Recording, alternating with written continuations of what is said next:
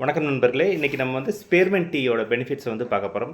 ஸ்பேர்மென்ட் அப்படின்னா மென்தாஸ் பெக்கேட்டா என்ற தாவரவியல் பெயர் கொண்ட ஒரு புதினா வகையை சேர்ந்த ஒரு தாவரத்திலேருந்து வந்தது.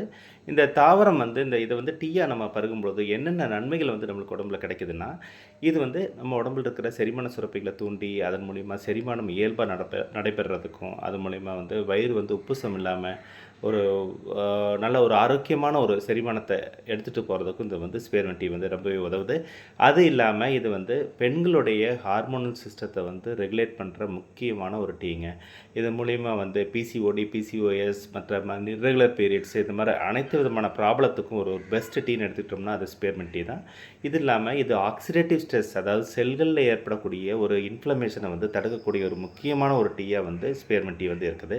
இதை ரெகுலராக வந்து நம்ம கன்சியூம் பண்ணிட்டு வரும்பொழுது நம்ம மன அழுத்தத்திலிருந்து விடுபடுறதுக்கும், உடம்பு வந்து ஆரோக்கியமாக வச்சுக்கிறதுக்கும் இந்த டீ வந்து ரொம்பவே உதவுதுங்க. நன்றி.